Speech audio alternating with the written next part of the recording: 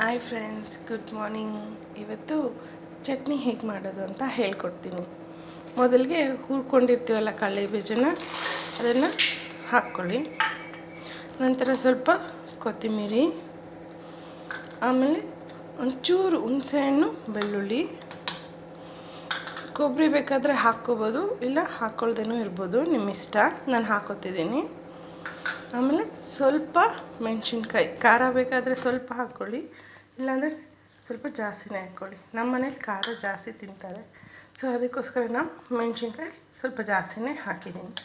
ಅದಕ್ಕೆ ಸ್ವಲ್ಪ ಉಪ್ಪು ಹಾಕಿ ಚೆನ್ನಾಗಿ ರುಬ್ಕೊಳ್ಳಿ. ನೋಡಿ ಫ್ರೆಂಡ್ಸ್, ಚೆನ್ನಾಗಿ ರುಬ್ಕೊಂಡಿದ್ದೀನಿ.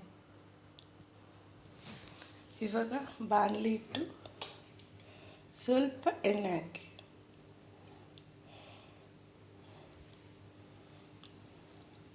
ನೀವು ಬೇಕಾದರೆ ಚಟ್ನಿಗೆ ಒಗ್ಗರಣೆ ಹಾಕ್ಕೋಬೋದು, ಇಲ್ಲಾಂದ್ರೂ ಹಾಕ್ಕೊಳ್ದೆ ಇರ್ಬೋದು.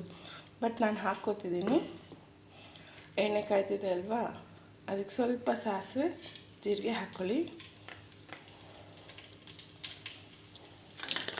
ನೋಡಿ ಸೌಂಡ್ ಬರ್ತಿದೆ ಅಲ್ವಾ, ಅದು ಸ್ವಲ್ಪ ಕರಿಬೇವು, ಸ್ವಲ್ಪ ಕೊತ್ತಂಬರಿ ಹಾಕಿ ಆಫ್ ಮಾಡ್ಕೊಳ್ಳಿ.